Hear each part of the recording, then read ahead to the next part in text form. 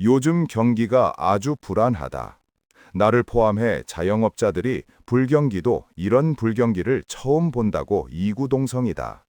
내 경우만 봐도 IMF, 코로나 때보다 경기가 안 좋은 것 같다. 주위 자영업들을 봐도 손님이 엄청나게 줄었다고 난리다.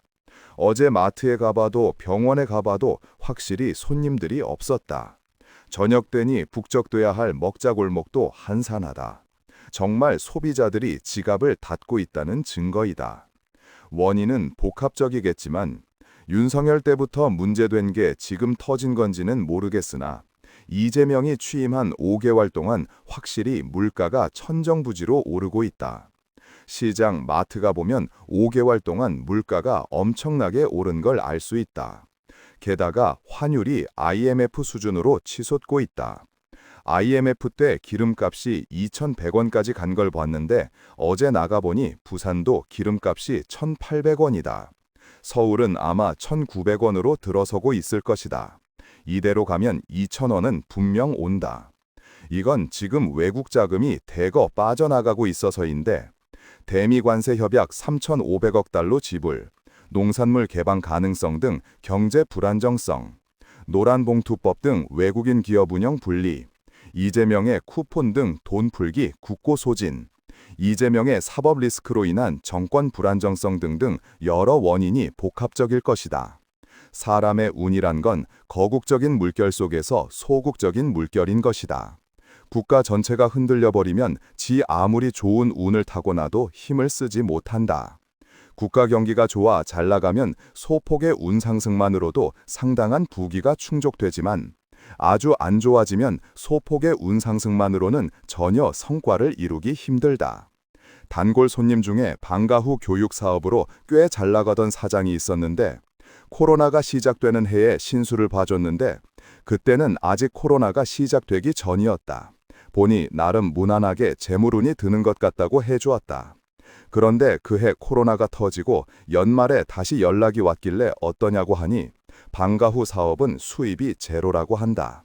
당연한 게 그때는 학생들도 학교를 안 가는 시기였다 보니 당연 방과 후 교육은 일체 없으니 수입도 0일 수밖에 없는 것이다.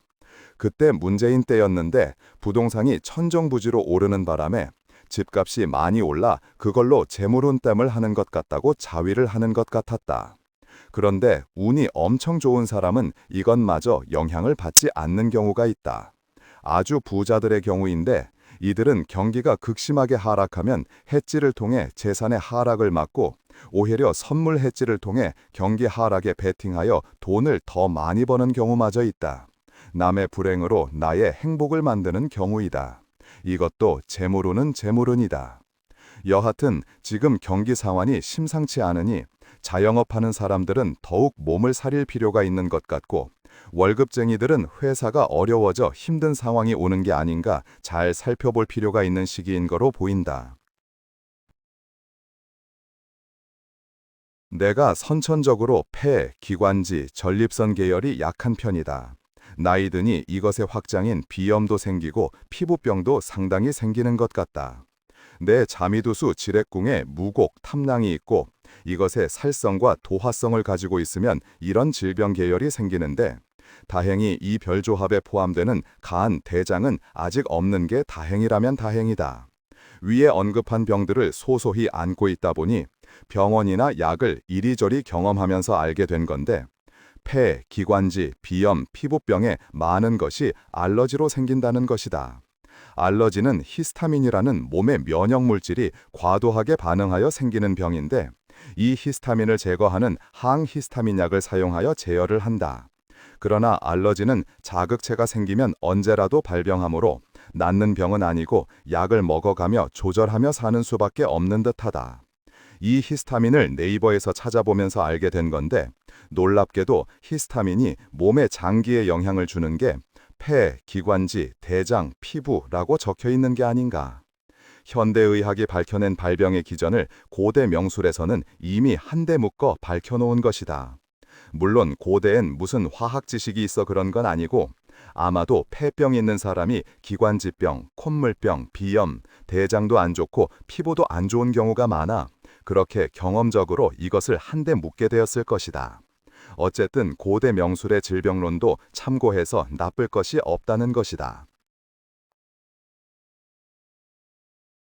어제 원로 배우 이순재 향년 92세 선생이 별세하셨다. 한국방송 연기 역사라 해도 과언이 아닌 뛰어난 대배우였다. 그의 연기를 70년 가까이 보아온 많은 사람들은 그가 남같이 생각이 들지 않을 것이다. 선생이 작년 2024년 연말에 생애 최초로 연기 대상을 받고 소감을 하는 영상을 좀 전에 뒤늦게 보게 되었다. 연기 대상을 몇 번을 받아야 할 거인이 대상이 처음이라니 한국 방송이 시청률에만 치우치거나 돈 되는 인기 배우에게 주로 대상을 수여해왔음을 알 수 있다. 그래서인지 첫마디가 오래 살다 보니 이런 날도 오네 였다. 나는 이순재 선생을 유튜버 영상으로 2007년부터 2010년까지 방영된 시트콤 하이킥 시리즈를 가끔 보고 있고 당시 선생이 70대 초중반이었다.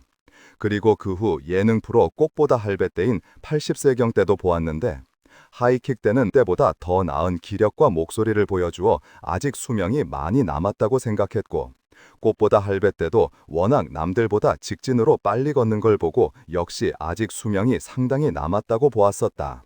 그런데 작년 초인가 방송에서 나왔을 때 보니 과거보다 목소리 기세가 많이 빠지고 있는 걸 알 수 있었다. 그래도 아직은 싶었는데 그러나 2024년 연말 시상식 때는 기력이 최대로 쇠하여 있는 상태인 것을 알 수 있었다. 일단 걷는 것이 힘들어 옆에서 부축해줘야 나올 수 있었고 얼굴 기색도 많이 죽고 목소리 기력도 단전에서부터 떨며 흔들리고 있었다. 언제라도 꺼질 수 있는 상태였다. 그렇게 1년이 지나고 어제 별세하였다. 사람의 여명은 그 사람의 관상적 상태, 체상, 행동, 목소리 등을 잘 살펴보면 알 수 있다.